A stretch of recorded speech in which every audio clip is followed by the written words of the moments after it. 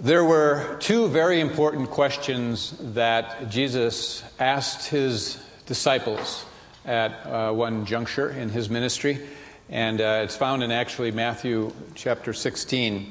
And these were very important questions which were relative to a person's transformation and awakening.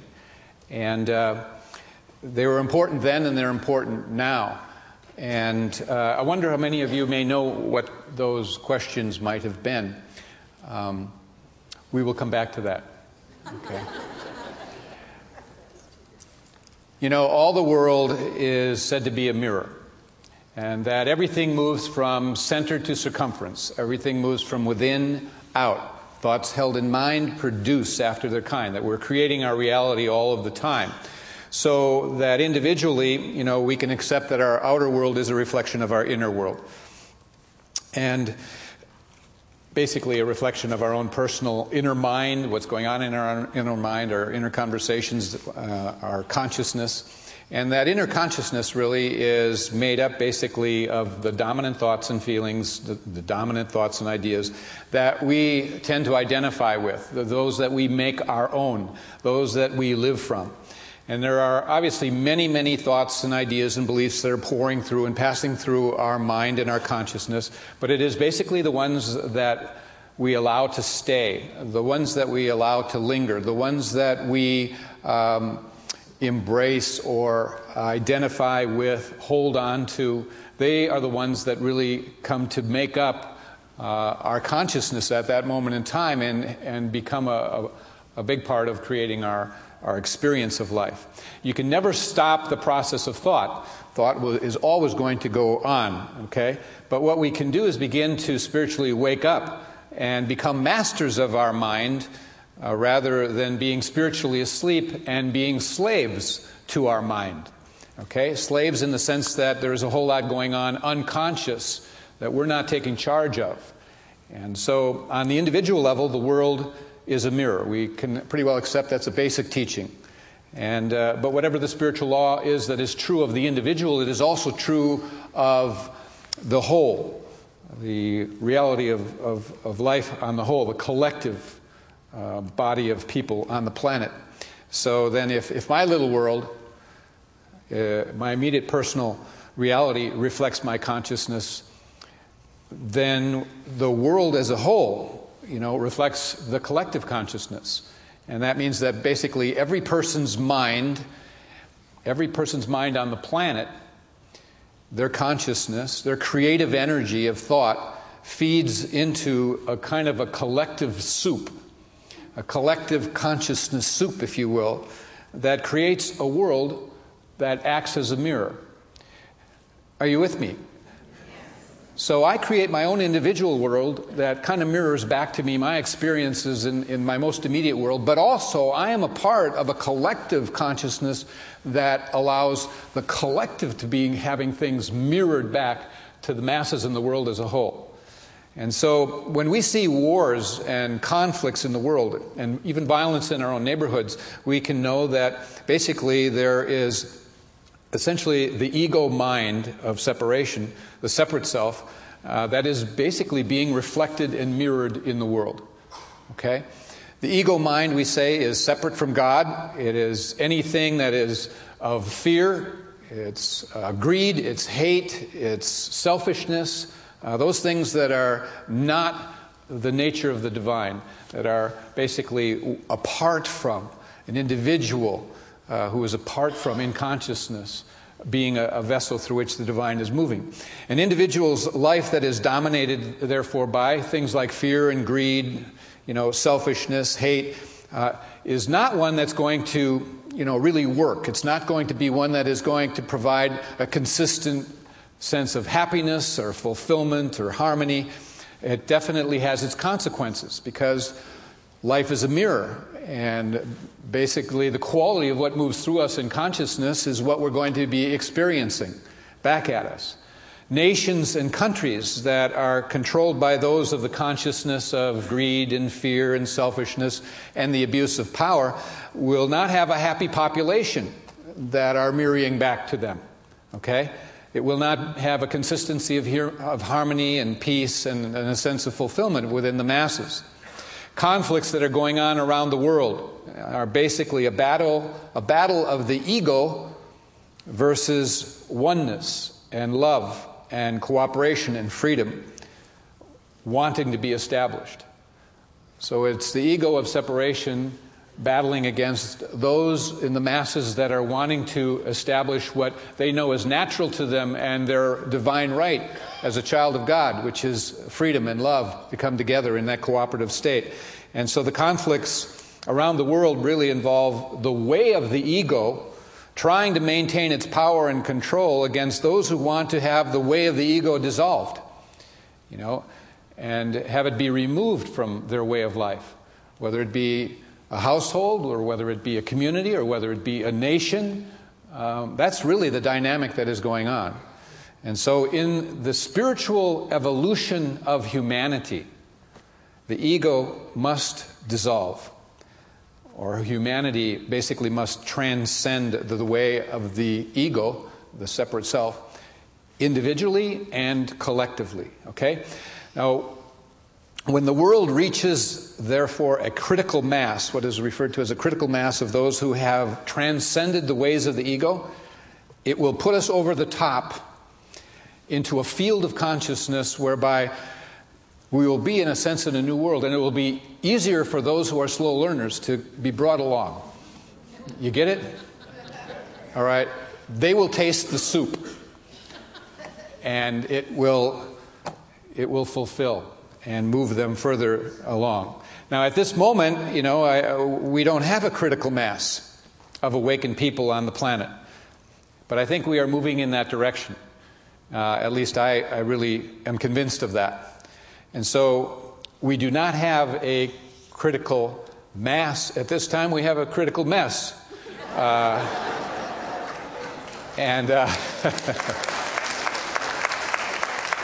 But the thing you must know is that every person here today and every person watching on TV or who may ever hear this message should know and realize that they are an integral part of cleaning up the critical mess and contributing to a critical mass that will take us into a different world, a world that has risen above and transcended the ways of the ego, the ways of separation, the ways of greed and fear and selfishness, hate, and those things that separate us.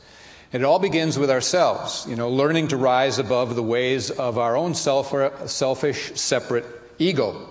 That doesn't mean that we're bad people. It only means that there is a part of us in varying degrees that has been conditioned to think in terms of me and mine, whatever we have attached to our identity. The things out there that we gather around to somehow say that's who we are and to support and give us security and whatever. The ego mind is basically completely conditioned by our past and our worries and fears about the future. And so in that way it keeps you away from being in the moment. And it keeps you away from being in the present moment, which is really the only place that you can fully be yourself and actually know God. You cannot know God when you are simply lost in the past, worried about the future. You have to be in the present moment. That's what meditation is about. All of those factors of just allowing yourself to slow the mind down, be there in the moment, and allow yourself to feel and experience God. That is a known. And so everything else basically is a role or a mask or personality that we've created. And we've all created various personalities to deal with different situations and circumstances where we don't feel like we're adequate and we're enough. So we try and create something that might measure up or be okay. And so a lot of times then, most of the world is not terribly authentic on a regular basis. They may not be conscious of that because they've created different personalities for different situations, and it almost goes on unconscious, you see. And so when you refer to yourself as I'm this or I'm that type of thing, it's the I that has been that has become identified with possessions, things of form, the body, gender, nationality, race, religion, one's occupation, career, all of that. And it is also that I which thinks in terms of itself as being in roles: father, son, mother, daughter, husband, wife, all of these different things, the roles that we play. So the mind is caught up in its definitions, and it's caught up in its labels of itself and of others, and isn't able then to just be, to just be and be in the moment. And that's a loss. That's a great loss. And part of awakening spiritually is learning to be more and more in the moment. Okay? And there is another I then. There's another I that is tied to the consciousness of oneness with the divine. And it is what I and others have basically referred to as the I am. And it usually is pulling from Scripture, where Moses is having a conversation with God, and he is being called to lead the people out of Egypt. And he asks, well, who shall I say has sent me? And he says, and God tells him, tell them I am has sent you. Tell them I am has sent you. And it's the I am that is talking about really the I am of you, that is the presence of God. It is the essence of God. It is that which is referred to as the image and the likeness of God. It is the deeper, more expansive part of you or self that is to rise up in consciousness and that we are really called to live from. And that the same way that Moses got his call, you and I are getting our call all the time, to step into that I am, that knows that you're not doing it alone, that there is something actually at work in you, that it's not your roles, it's not the personalities you've created, it's not all the inauthentic selves, it's the real you. And that is perfectly adequate and perfectly wonderful and perfectly magnificent, and it will lead you forward to a freedom that you've never known. And that was the story for Moses, of course. So it's the part that is free of the mind enough to be in the moment and in, therefore, the experience of God. One of my favorite people is Eckhart Tolle.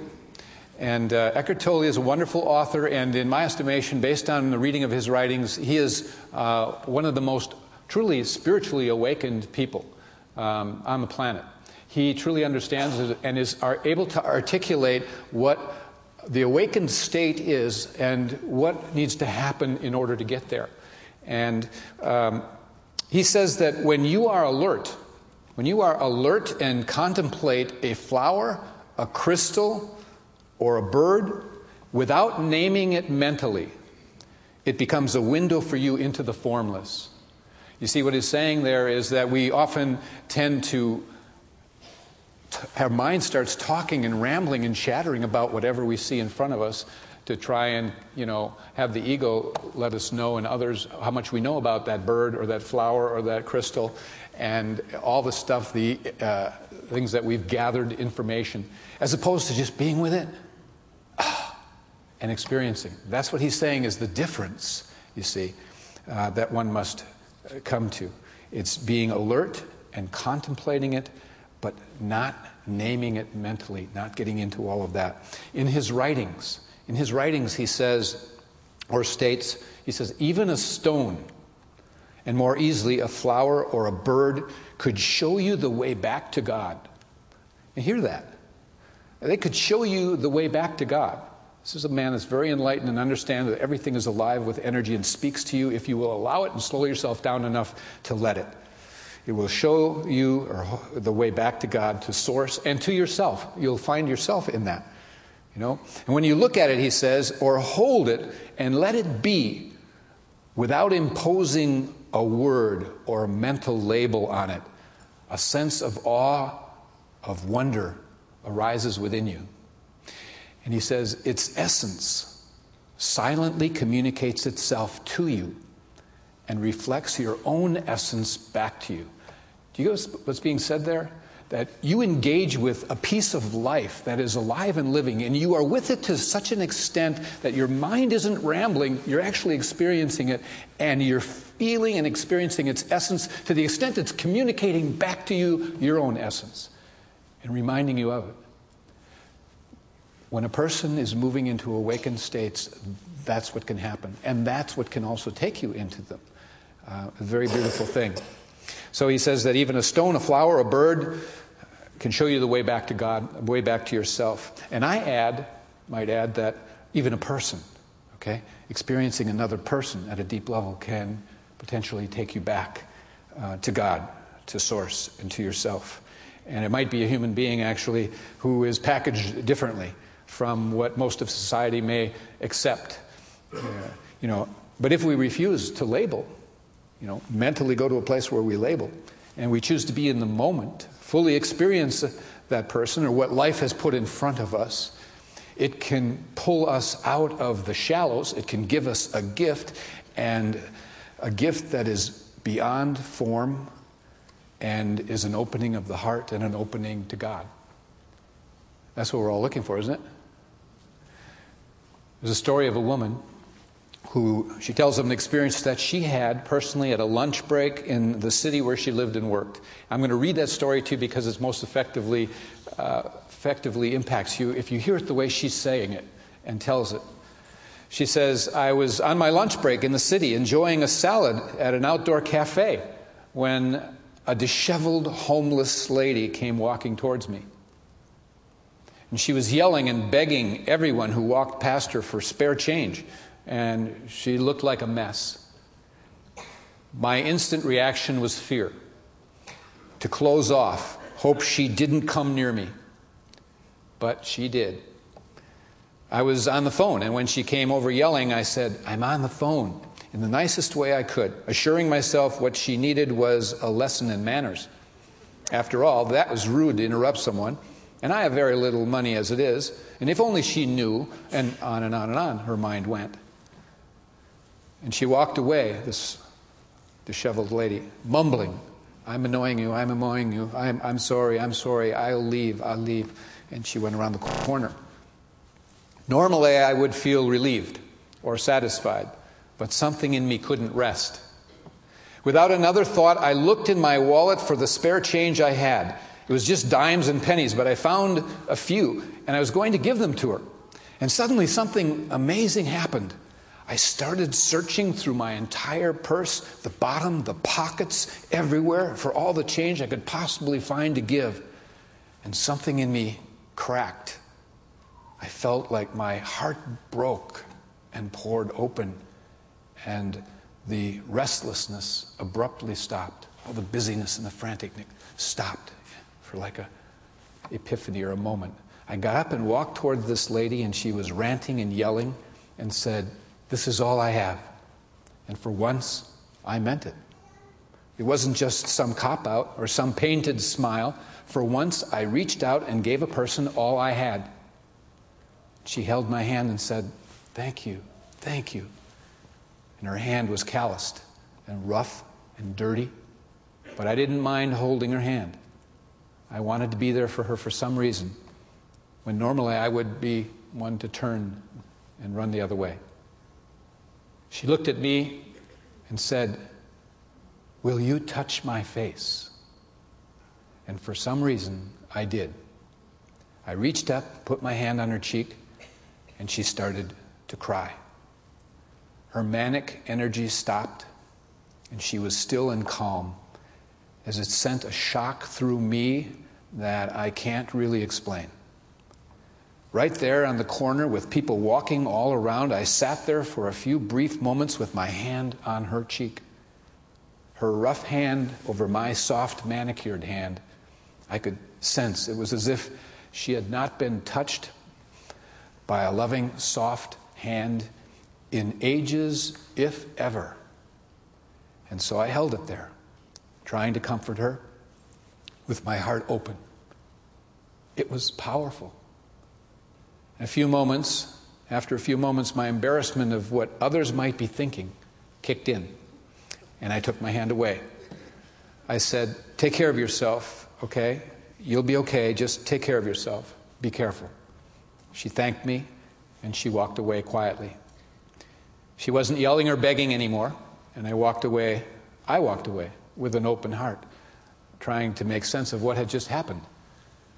I don't know if it mattered or if she was just crazy or if I'm crazy or what. I wasn't even going to tell anyone about this because I felt embarrassed and strange after this bizarre, intimate experience. I don't know why I did what I did, and I don't really know what happened on that street corner. But it changed something in me and has made me want to be a kinder person to the people that I meet every day. You know, it's been said, and that's the story, folks. It's been said, you'll know the experience you're having is one that you need or can bring growth and learning simply because you're having it in that moment. You get what is being said there? You'll know the experience you're having is one that you need and one that can bring learning and growing because you are simply in it. It's there for you to learn. The woman was somehow able to rise above the identification with form, with labels, with judgments, the things that keep our ego in place. She was able to rise above it. And in that moment, she was able to kind of untangle the consciousness from a sense of a separate self and step into the moment fully and be within her own essence somehow, in her own beingness. Anyway, it came forth. She said, something in me cracked. Something in me kind of cracked open and poured open. My heart poured open. And this restlessness stopped, abruptly. And it changed something in me, she said. And basically what happened is that she slowed down to be in the moment, allow herself to be in the experience. And when we do that and slow ourselves down enough to be really there to experience what is there to be experienced, it can silently communicate back to us a reflection of our own essence. That's what's being said. It enables us to see beyond form into the true essence of another person. So we can see God in a stone, in a flower, in a bird, in a person, regardless of the package that it comes in. And really, that homeless person could be anyone, represent anyone that you might meet up with during the course of the day. And are you able to be there and receive what is there as your need in that moment to learn and grow? So what about those two questions that were posed by Jesus to his disciples? Well, they're two important questions, and Jesus, was always modeling being a mirror to his disciples, and he was always modeling the idea of the importance of and living from oneness with God. So the first important question that he asked them at that particular time was, and you'll know these questions really, he said, "Who do people say that I am?" Who do people say that I am? And he was wanting to illustrate that people get attached to a number of ideas about a person's identity, and that there were different personalities and identities that were projected on Jesus. So it's like he was a savior, he was a teacher, he was a warrior, he was a hero, he was a blasphemer, according to the Pharisees, all of that. And so their recorded response was, well, some say that you're Elijah, Jeremiah, John the Baptist, or one of the prophets. Okay, that was question one. Second question was way more important, and this one was brought home closer to them, to where they stood in consciousness. And so he asked, and you know the question, who do you say that I am? Now we go from what do people say to who do you say that I am? And he was urging them to go beyond personas and roles and projections so that they could be in the moment, get out of their head and experience his essence. That's what he wanted. He wanted them to see something deeper in him than just a body and a role that he was serving in the world. And it was Peter that responded first and blurted out, "You are the Christ, the Son of God." And Jesus was happy and pleased, and he praised Peter, and he said, "Blessed are you, Peter, because flesh and blood did not reveal this to you." In other words, it wasn't my form, it wasn't my body, it wasn't what I've said, it was, and he said, but my Father is who revealed that to you. In other words, you went past all of that stuff, got inside yourself, and let essence speak to essence. Very holy, sacred time. That's what we're all being asked to do, is to really get to the place where we come from essence. He was highlighting Peter's ability to go beyond form and touch that formless. And You know, as Eckhart Tolle said, it's essence that silently communicates itself to you and reflects your own essence back to you. Okay? And so, what you should know about yourself is that your true essence can never be captured in an occupation, a gender, a religion, or a personality type, or your body type. Your true essence is beyond words, it's beyond description, and you are nothing less than a child of God, a spiritual being, an expression of love and oneness. You are sacred and holy, and you're nothing less than that. That's your truth. Now, the key is whether or not you can identify with that. And an important aspect of spiritual awakening is being able to witness and recognize when you are not thinking and acting and showing up awakened, but are in your ego. You know, and the recognition of your ego actually is the awareness of the ego. You know, the awareness of it.